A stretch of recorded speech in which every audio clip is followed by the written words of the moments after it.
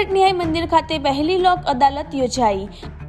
નામદાર હાઈકોર્ટ અને જિલ્લા કોર્ટના આદેશ અનુસાર અમીરગઢ પ્રિન્સિપાલ સિવિલ જજ અને judicial magistrate first class court ખાતે લોક અદાલત યોજાઈ હતી, જેમાં તકરાર નિવારણ, ત્વરિત, અસરકારક, સંતોષકારક અને સરળ ન્યાય સમાધાન, પતાવટ, ઇલેક્ટ્રિસિટી, વીજ બિલ, પ્રોહિબિશન, બેંક પતાવટ વગેરે જેવા લાગતા તમામ કેસોને અહીંયા માન્યતા આપવામાં આવે છે। કાનૂની સેવા સત્તા અધિનિયમ 1987ની લોક અદાલતે આપેલ પ્રત્યેક ચુકાદો આખરી ગણાશે અને તકરારના તમામ પક્ષકારોને બંધન કરતા રહે છે તથા આવા ચુકાદા સામે કોઈ પણ કોર્ટમાં અપીલ થઈ શકતી નથી। લોક અદાલત તેની સમક્ષ મૂકવામાં આવેલ કેસનું સમાધાન અગર પતાવટથી નિકાલ કરે ત્યારે તેવા કેસમાં ભરેલ કોર્ટ ફી એક્ટ 1870ની જોગવાઈ મુજબ લોક અદાલતને પરત કરવામાં આવશે। લોક અદાલતને કાનૂની સેવા સત્તા અધિનિયમ 1987થી કાયદાકીય કવચ પ્રાપ્ત છે। લોક અદાલતમાં કેસ મૂકવા માટે પક્ષકારોને કોઈ ખર્ચ કરવાનો રહેતો નથી। ચાલુ વર્ષની પહેલી લોક અદાલતમાં અનેક બેંકો તેમજ વિદ્યુત બોર્ડ તેમજ બહોળી સંખ્યામાં લોકો જોડાયા હતા।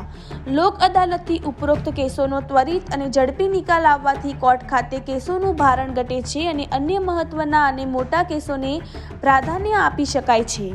રિપોર્ટર વિનોદસિંહ દરબાર, બનાસતક ન્યૂઝ, અમીરગઢ। ઓકે, આજરોજ ન્યાય મંદિર અમીરગઢ ખાતે નામદાર જ્યુડિશિયલ મેજિસ્ટ્રેટ ફર્સ્ટ ક્લાસની કોર્ટ અમીરગઢ મુકામે લોક અદાલતનું આયોજન તારીખ 11/2/2023ના રોજ આ વર્ષની પ્રથમ લોક અદાલતનું આયોજન કરવામાં આવેલ છે અને આ લોક અદાલતના અંદર જે કેસો મૂકવામાં આવે છે એ બધા સમાધાન લાયક કેસો હોય છે, જેમ કે ચેક બાઉન્સના કેસો, 138ના ચેક બાઉન્સના કેસો, પ્લસ ડોમેસ્ટિક વાયોલન્સના કેસો હોય, 125ના ભરણ પોષણના કેસો હોય છે। પછી જે સુલભ પ્રકારના કેસો હોય છે જેમાં કબૂલાત કરી અને દંડ ભરી અને કેસ પૂરા થઈ જતા હોય છે એવા કેસો, જુગારધારાના કેસો હોય છે, પ્રોહિબિશનના કેસો હોય છે, એવા બધા કેસો આજે અહીંયા લોક અદાલતમાં મૂકવામાં આવેલ છે। તેમજ વીજ ચોરીના કેસો હોય અથવા લોન બાકી હોય તો બેંકોના સેટલમેન્ટના કેસો આજે યુનિયન બેંક, SBI, દેના બેંકના અધિકારીઓ પણ અહીંયા હાજર છે અને બધા અત્યારે સારા પ્રમાણમાં અહીંયા પક્ષકારો પણ હાજર છે જેમણે આ લોક અદાલતનો લાભ લીધેલ છે। તેમજ આ લોક અદાલતના ઉપર ઘણા બધા કેસોનો ઝડપી અને ન્યાય નિકાલ આવતો હોય, કોર્ટનું ભારણ પણ ઘટતું હોય છે, કેમ કે કોર્ટના આપણે બીજા મહત્ત્વના ઘણા બધા કેસો હોય છે એવા શુલ્ક કેસોના કારણે એ કેસો પર ધ્યાન નથી આપી શકતા અને કેસો લંબાતા હોય છે।